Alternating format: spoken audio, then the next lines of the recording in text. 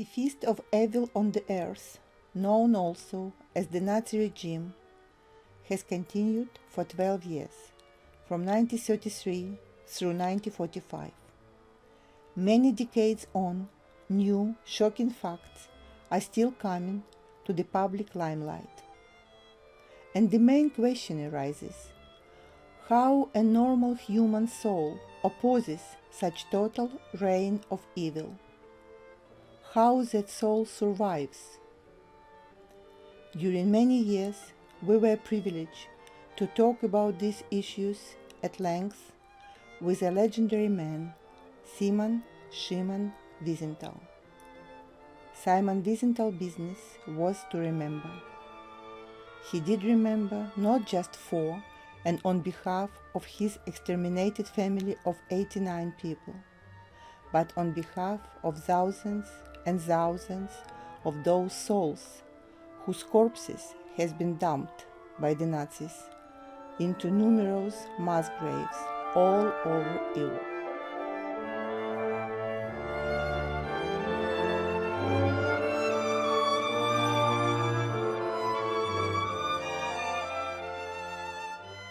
At the time when the world was celebrating the 50th anniversary of the end of the Second World War, we were talking with Mr. Wiesenthal at his office of the Jewish Documentation Center in Vienna.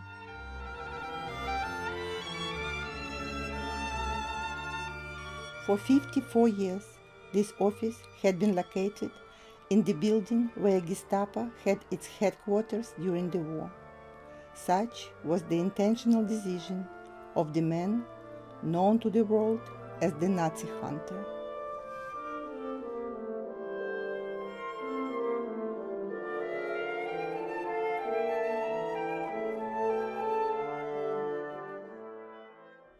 Naturally, I survived, but in such moment I was thinking about all these people they had not survived.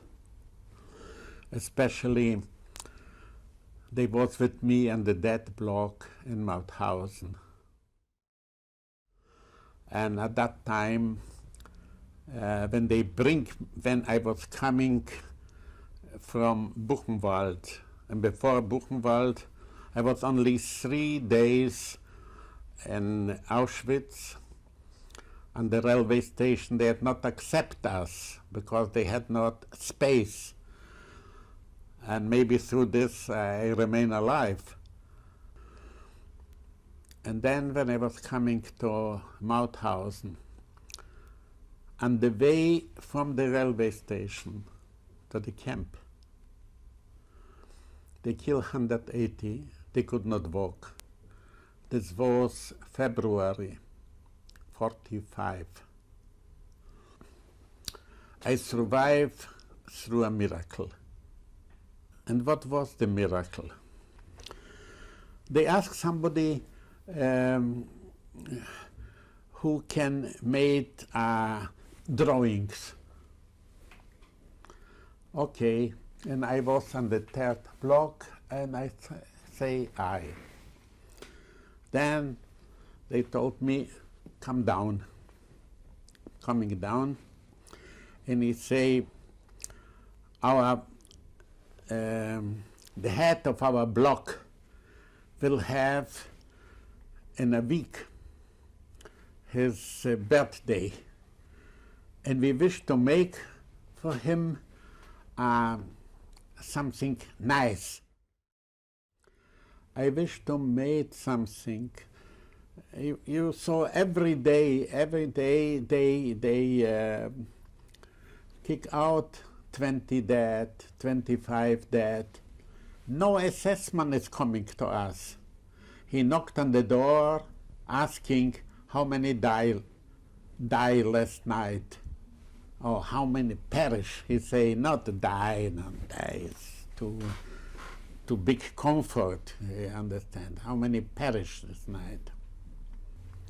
And for this, they gave me 10 days, a half soup more. And at that time, I was thinking about I should make something that remain after me.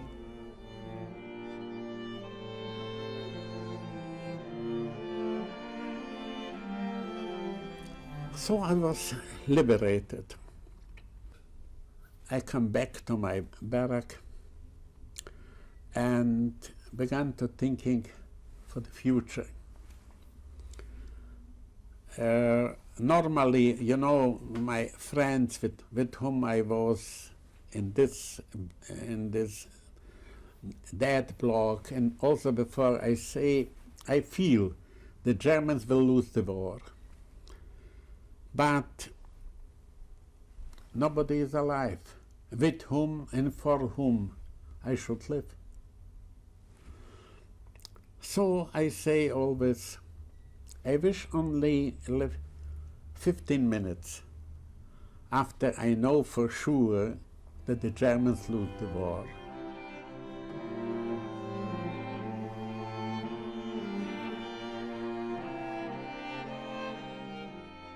So I was now, and because I saw this, what's going on in this war crimes office, I think maybe I can help them.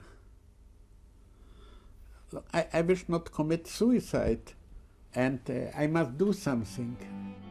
The Americans asked Simon to write down everything he knew, and they promised to send him home. I say home? What is home? Poland? Every stone, every tree will remind me of the tragedy. This for me a cemetery. Can I live in a cemetery? 3 or 4 days, I think 4 days. I had enough paper they give me for every camp that I was, for the ghetto, who had committed crimes. Simon was waiting for 5-6 days, and he came to see the administration of the camp again. And say, have you received my letter? Yes. What is the answer? They say, you are with us, and now we must look for an officer with whom you will work. And then Mauthausen was given to the Russians. The office was coming to Linz, and so I came to Linz. After the US Army Special War Criminal Branch has been closed down, Wiesenthal started to work with the OSS, Office of Strategic Services, the United States intelligence agency formed during the Second World War. Hitler wished to make the biggest museum of the world, naturally with stolen and raped pictures and sculptures and so on. That was everything for Linz. After the liberation from a living hell, the inmates of Mauthausen were placed into the local school. From the school's window, they were observing the house of the Schicklgruber family, thus the Hitler's parents' house. They were also enjoying the view of the cemetery where the Hitler's parents were buried. The American liberators didn't come to think about such nuances, but the hundreds of people inside that school, which has been attended by the young Adolf in his childhood too, simply were maddened because of such peculiar location. One day, Simon, who could barely walk after the camp, went away from the place, never coming back there. It was better to sleep in the former camp's barrack, he told us. It was amazing to see how well attended the Hitler parents' grave was, with so many fresh flowers on it, all those years on. In March 2012, the headstones of the Hitler parents were removed from this place of neo-Nazis gathering. The footage on the screen has become a history now. This means May 5, 45, 10 o'clock. When we all heard they are coming, this means the Americans are coming.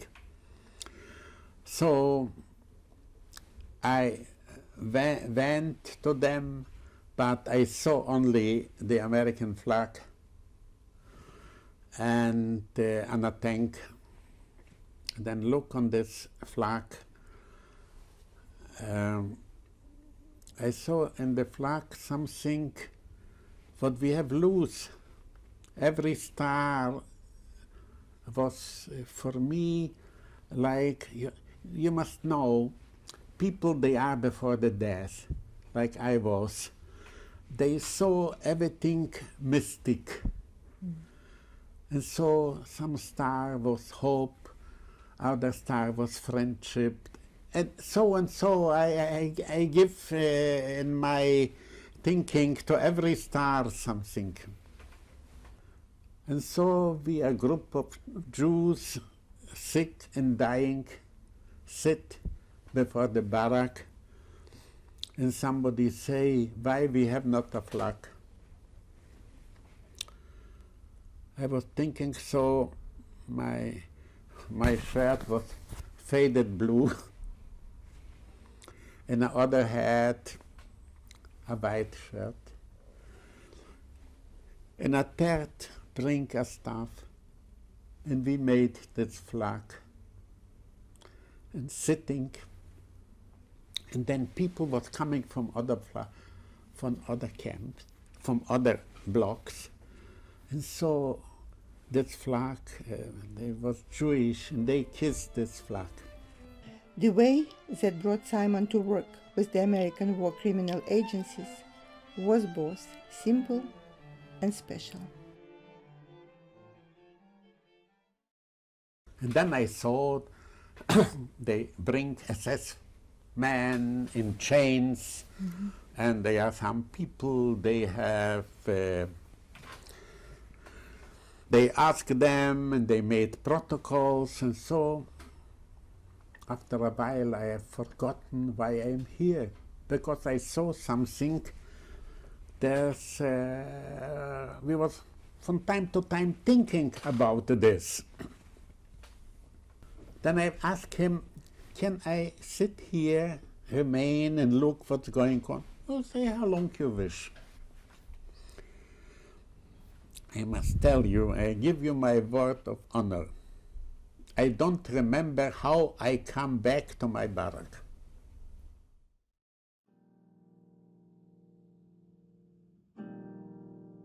Working with the American agencies in the after-war Austria, Simon has realized the thing which was bothering him all the time. Why the Jews had not resist when they bring them to first slaughter. Sometime on a jeep. He was the driver, the captain, I sit behind him, and behind us 4 Nazis that we arrest. With a finger they could kill us. Nothing. Why? And it was the first days. They believe that the world, the Americans, others will do with them the same what they have done to the Poles, to the Russians, to the Jews. And this paralyzed them. They feel so like the Jews in ghetto, that every Jew know he had a death sentence. Only he had not the date when. When 80 panicking SS men grabbed 30 dying Jewish prisoners as their insurance and bargained with rapidly approaching allies in order to motivate those underhumans to come with them on the run, the Nazis did open their store in the camp, commanding the prisoners, "Take whatever you want and go, schnell." Exhausted shadows of men were completely stunned and perplexed being allowed to the store. In those seconds they took, semi-consciously, whatever their tortured minds were indicating them to take. Somebody took whole bread, and Simon took a box of bonbons.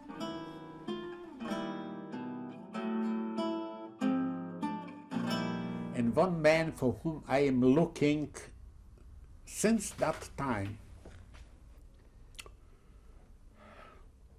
because I saw how he shot a couple with 2 children. And I believe that he lives in Sweden. I was 20 times in Sweden to look for him. Yeah. And he saw that I am going with a box of bonbons, and he had saw benzene. He said, wait a moment, open the box. And then he put me benzene and say, it will be better for you.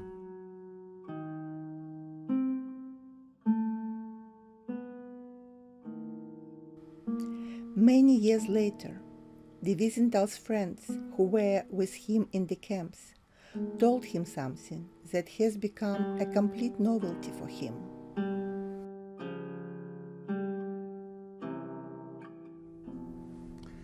When in a camp that we was together, you have heard that a prisoner, 1 or 2, was shot. Who had not asked the name of the prisoner? He had asked, who shot? And so somebody say, Unterscharführer Schulze. And you have asked the first name? I say, how I can, the first name, I am here like you a few months. You must ask people, they are longer in the camp, maybe they know. And you know what I must tell you? That you began to ask when you saw a prisoner how long you are in this camp. And ask about the Schulze. And ask maybe, and when he know about him, what is his private profession and from what place he is coming. When you see the list, you will not believe it. I put it in my own computer.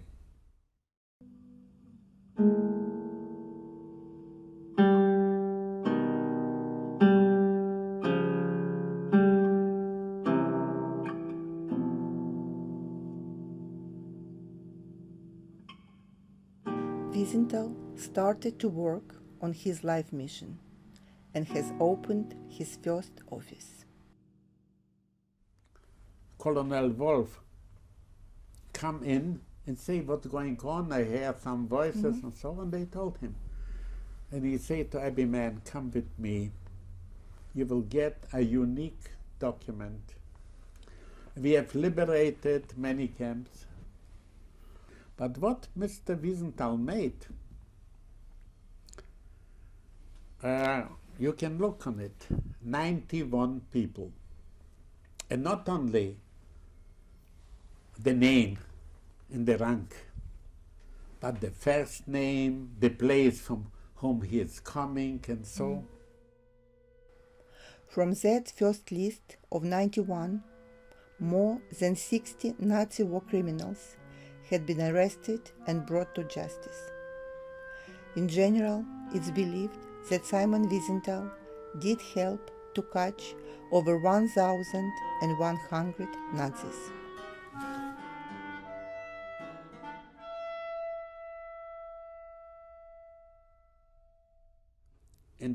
In 48, during my work, so with building this Jewish Documentation Center, and every day was coming to me, the witnesses was crying and was asking me, please look for my father, for the murder of my father, and so on. So I was taken with me not only what happened to me, but what happened to many, many thousands of people.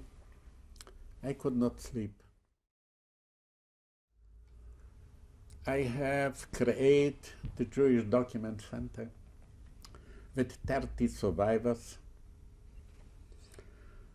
from the same camp, no, the same displaced person camps,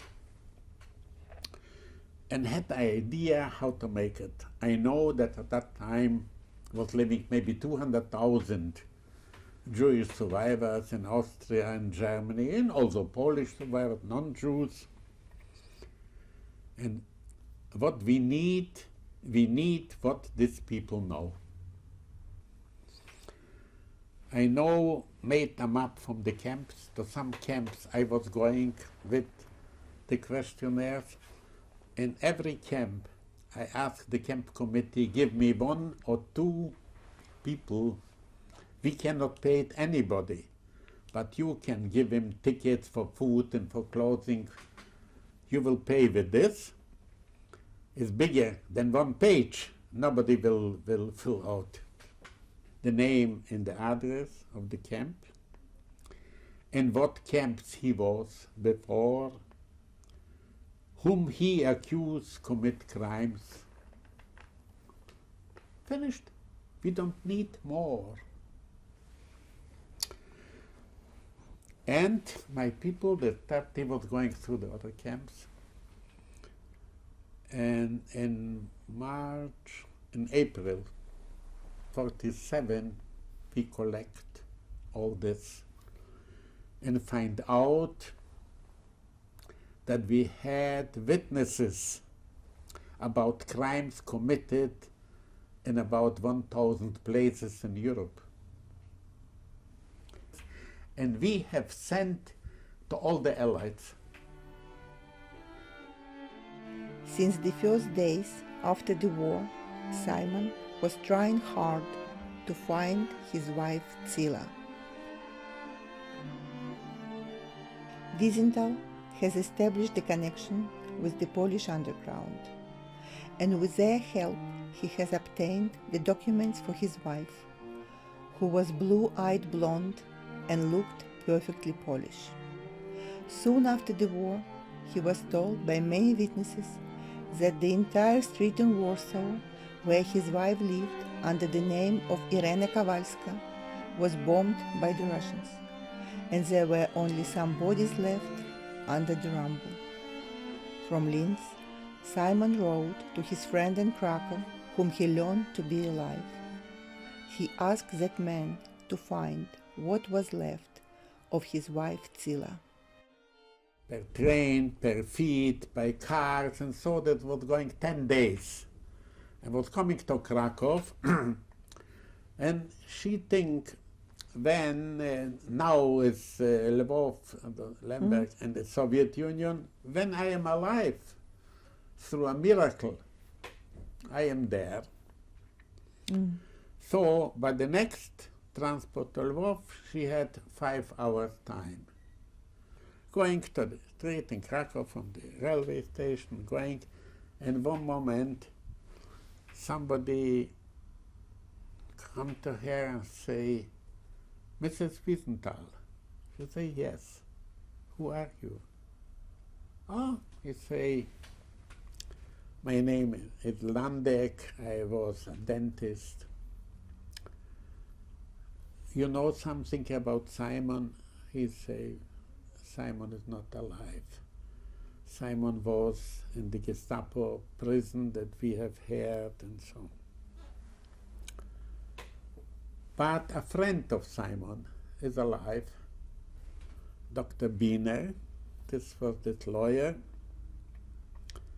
And when you wish, I can give you the address. So she was walking, asking place, and then come, and so Dr. Biener knocked on the door. He opened the door and closed it immediately. She knocked again the door, and he opened the door, and she said, you don't recognize me? I'm so changed. No, you are in reality changed, because I received a letter from Simon yesterday, look for your body.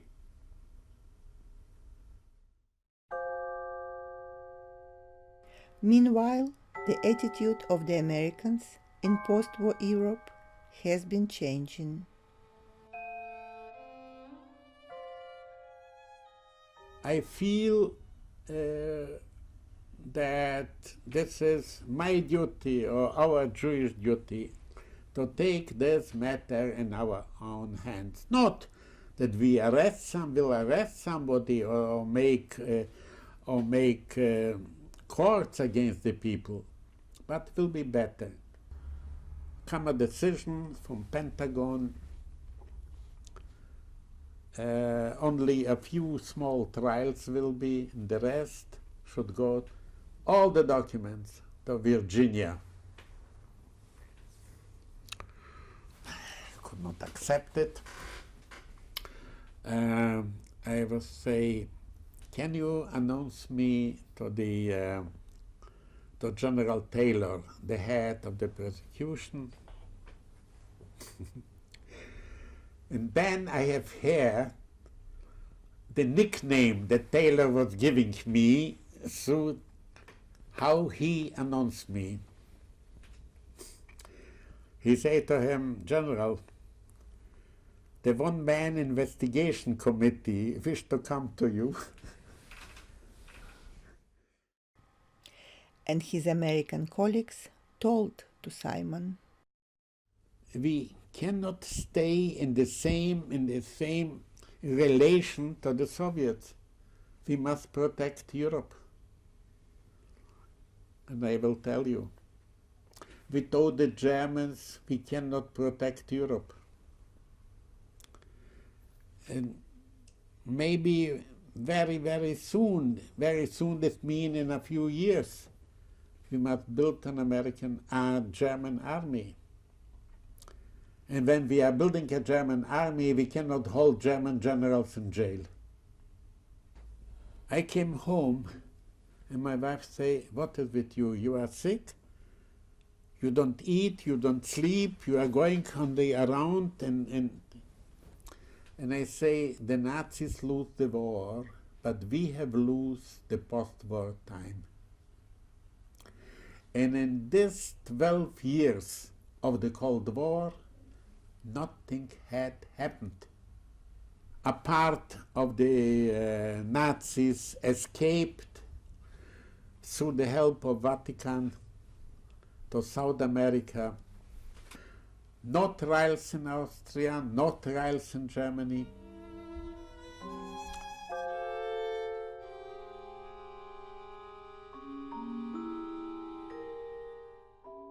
And in '54, I closed the office. From the 30 people working with Wiesenthal, many have immigrated, and he sent all his documents to Yad Vashem. The only dossier that remained with me was the Eichmann dossier.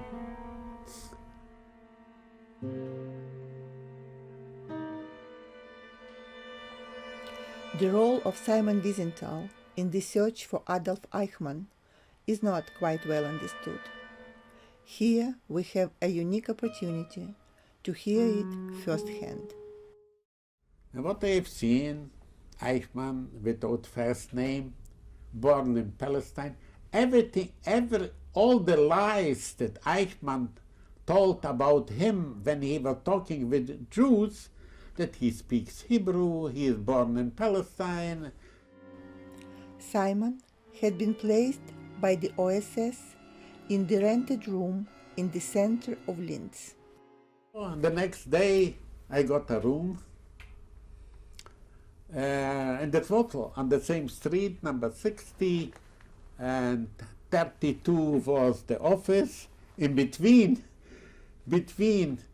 this number and the other number was the Eichmann family. This was Mrs. Sturm, I remember. She was always, when I'm coming from the office, she bring me tea. And I was always sitting and look in the paper, and she was over my shoulder, look in. He say, you look for Eichmann. And she say, this is on the same street. And she say, When you are going to the office, you go behind this, and I was going always from this side and not from the other side. Going to the work, to his OSS office, this time from another side of the street, Simon saw indeed Eichmann and Sons sign over the one of the shops.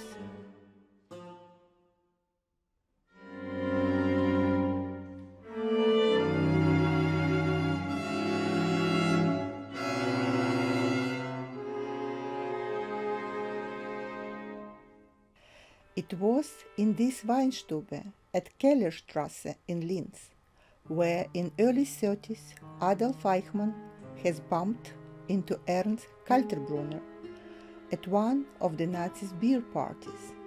Eichmann, I know your parents. They were working for my parents, weren't they? Why don't you join us? Said Ernst to Adolf. Why not indeed? Said Adolf to Ernst. Simon Wiesenthal has learned this story from a very particular volume in his archive. This is how Eichmann himself has recalled the actual start of his Nazi career. We saw that thick volume on the very top of the Wiesenthal shelves in his office in Vienna. But back in 1947, Simon Wiesenthal couldn't force himself to touch the door of the Eichmanns.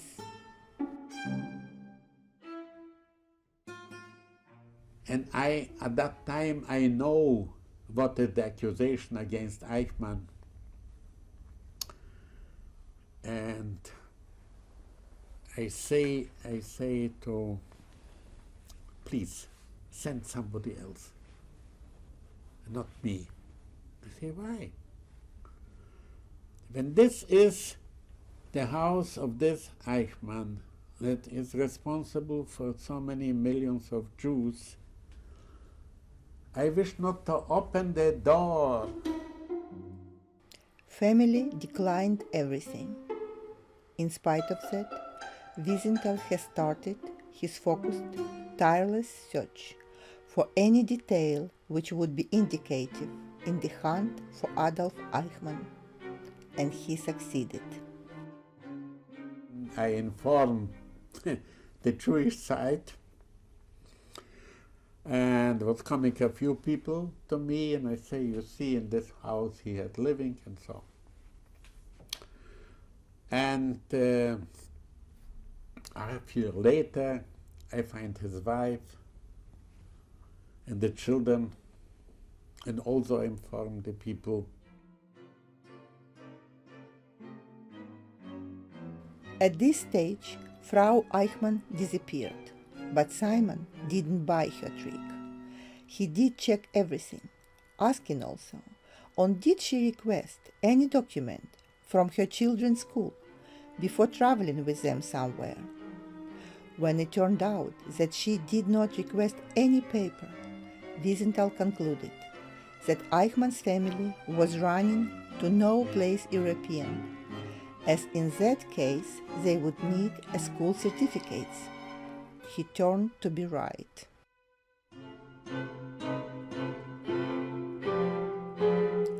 Yet before her disappearance, Vera Eichmann has made an efficient effort to try to declare her husband dead. Wiesenthal did his best to prevent it. I received information that Mrs. Eichmann decided to declare her husband dead. He testified under oath that he saw that he was shot to death in Prague and this street and so. I sent one of my people to Prague, and what we find out, that this Karl Lukács is married to the sister of Mrs. Eichmann. And we have witnesses that Eichmann was, after 6th of May, in Austria. The matter was closed. the Austrian judge did not declare Adolf Eichmann dead. Wiesenthal was still looking into any development in the Eichmann family very closely. There was no much relief, as the Eichmanns were gone. Simon lost his sleep and weighed again. His wife and friends were increasingly worried. In order to stabilize his health, Wiesenthal's doctor persuaded Simon to restart to collect stamps. Slowly, Wiesenthal was developing the taste for that hobby, and one day he was interested to visit some stamp exhibition in Innsbruck, looking for another criminal, of course. And then one day I was looking for a criminal, and it was an exhibition of stamps. I was going to this exhibition, and look, very nice exhibition, and spoke with the man to whom belonged. And say, this is a beautiful exhibition. And then he say, he tell me his name, he was a baron, and I give my business card with the title. Here, a business card without a title had no sense. And so I visit him at the evening. At the evening I was coming, and so I saw the collection. Then he asked me what I'm doing. And I told him the story, what I'm doing. And he say, you know, I was naturally in the German army, but the Germans, they don't like aristocrats, and I have troubles. In one moment he say, you know, maybe this will interest you. Seidel, you remember from the Garde Battalion, they are here. And they are here, this swine Eichmann, who was over the Jews. I saw him one time, and an acquaintance from me talked with him 2 times. He works for a waterwork company here. Immediately after I come back, I wrote a letter to the, at that time Israel had not an ambassador, only a consul general, to the consul general, Eschel, telling him, according my information from a very good source, Eichmann is in Argentina. No, he sent the letter to Israel, no answer. No answer. After a while, a letter has arrived for Simon. A letter from one of his assistants, thanking me that he received the letter. But FBI, according FBI, Eichmann is in Damascus in Syria. And then the matter was finished. You understand, Simon Wiesenthal contra FBI. In a year time, in 1954, Nahum Goldman, then the head of the Jewish World Congress, was visiting Vienna. He was talking about Eichmann with the same Aryeh Eschel who has received the vital information from Wiesenthal.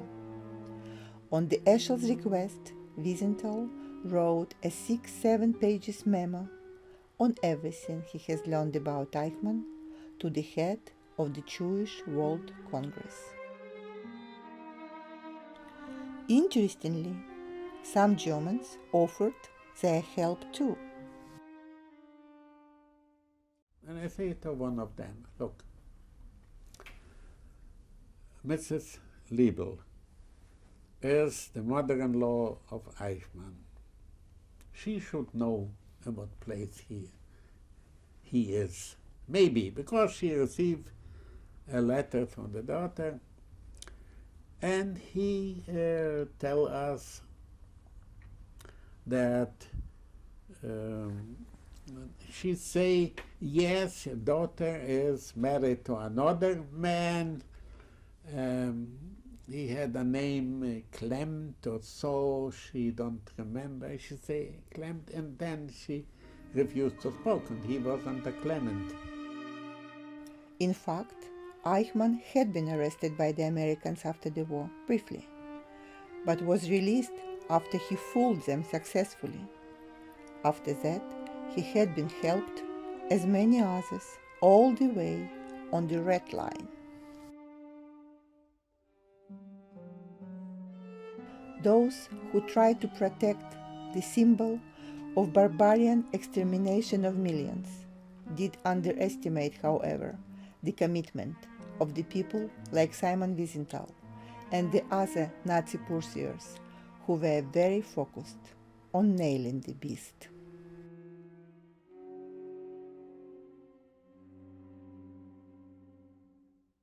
And then in 1959, that was so to the end of the Cold War, the Germans start to do something.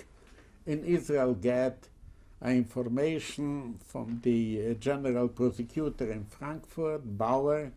We knew each other very well, and Eichmann is in Argentina. And then when they brought him to Israel, I got a cable from Yad Vashem, congratulations. And after the trial, I decided to reopen the office that time in Vienna. And because, you know, the Eichmann trial, hundreds of millions of people, by the knowledge about what Eichmann has done, what other Nazis has done, in their daily newspaper. After reopening his office, the one-man investigative committee Simon Wiesenthal was working in that modest place in Vienna for 54 years.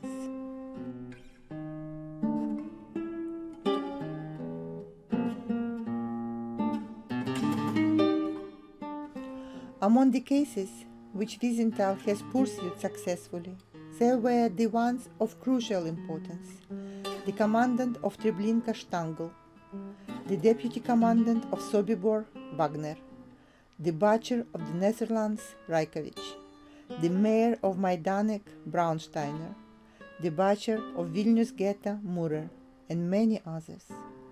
But the hardest case of all was absolutely hardest case was to find the man who arrested Anne Frank. Because the diary of Anne Frank had more significance and more impact than the whole Nuremberg trial. Why? Because it was published in 32 or 33 languages, and was created so many schools in the name of Frank and kindergartens and so. And for the neo-Nazis, was the name of Anne Frank, this was the biggest slap. But we was looking for this man, and in 1963 we find the man.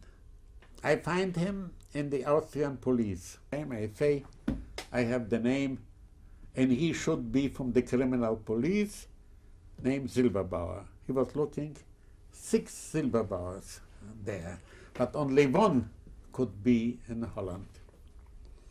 And so we find him, put him out from the Borg, and then I made a press conference, hoping that this will come on the front page from all the newspapers. It was not on the front page. On the front page was the assassination of Kennedy. Simon Wiesenthal has played quite an important role in the saga of efforts to find the truth regarding the destiny of Raoul Wallenberg. His role was not known enough. Here, Simon Wiesenthal is sharing his unique knowledge with us. In 46, the Americans say to the Swedish government, 46, Wallenberg was on our mission. We can talk with the Russians. And the Swedish government say, no, we don't need, thank you, but we can talk alone. Minister of Foreign Affairs made a press conference. I have asked him about Wallenberg. I think Tietman or such name was. He said the matter of Wallenberg is for us finished. I say, yeah, yes, finished for you, but not for the world.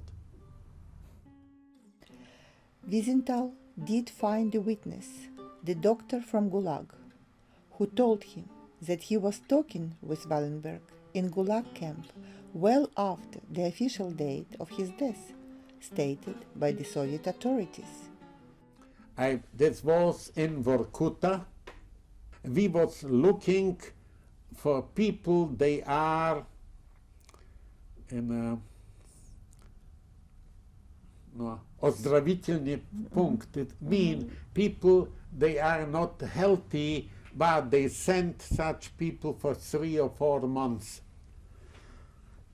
And then I saw that every people was naked and stay in a line in their documents. And I saw Wallenberg, and then I saw Raoul. And I say to him, you are German, and your name is Paul, and not Raoul, but no, he say, I am Swedish. And he say to me, this is the Swedish first name. You know Amundsen, you hear about Amundsen. He asked me, I say, yes. His first name was Roald. This is a Swedish first name. And this was in 48, April or May, but this is for sure. I called the Swedish Ministry of Interior, and I talked with a high, he was not a socialist, and he told me they were not interested. For me, and also for the family, and for the whole world, should remain the Wallenberg case as an open case. Simon Wiesenthal has been nominated for the Nobel Peace Prize several times. In 1983, he voluntarily did his best to influence the Nobel Prize Committee to award Lech Walesa with the prize. Solidarność, the conscience of Poland, needed it badly at the time, Wiesenthal has told us with a smile. First of all, we must mobilize the war against a repetition. And our enemies are the whitewashers of the Nazis. Between the reason why I make it from Austria, I could make it from Germany and had not so many problems like I had here. But the Austrians was only 8.5% of the population of Greater Germany. But the Nazi criminals from Austria are responsible for 50% of the crimes. You understand? And to make a press conference here and say the Austrians are responsible for about 3 million Jews, you can imagine. This man was devoted to his life mission in an extraordinary way. He was coming to his modest office on Zaltersgasse 6 every single day, leaving early on Fridays only, due to Shabbat. He was working non-stop for over 50 years, being well beyond 90. He stopped to do so only after the death of his beloved wife Zila in 2003, a year and a half before his own passing away. His wife used to say to Simon, "Why you have studied 7 years be an architect? Why? For what?"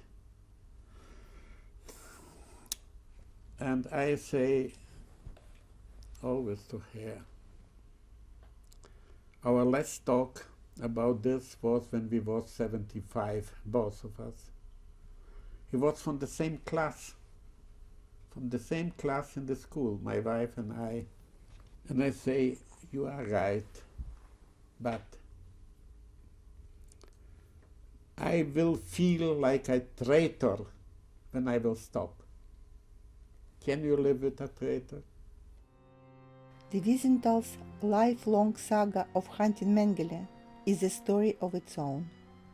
One gets chilled to see and to read the documents collected in these files, realizing how close Wiesenthal was to get that another beast who simply had no right to die over natural causes. I was very naive, thinking when I joined the group that in 2-3 years we will have justice. And justice you cannot have in 2-3 years.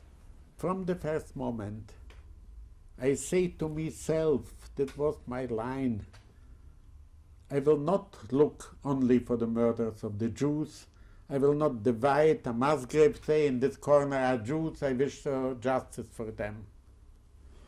I bring for justice people, they had killed Italian prisoners of war, they had killed Poles, Gypsies, and so on. I am not making differences. Becoming orphaned, this office did not disappear. In 2006, soon after the Wiesenthal's death, the Austrian government has decided to establish the Wiesenthal Institute for Holocaust Studies, with the Simon Wiesenthal archive as an essential part of it. For anyone who is stepping into these rooms, the time is not frozen. It breathes with memory, conscience, and humanism. The lessons from the living legacy of the brave and devoted Jewish hero, Simon Wiesenthal.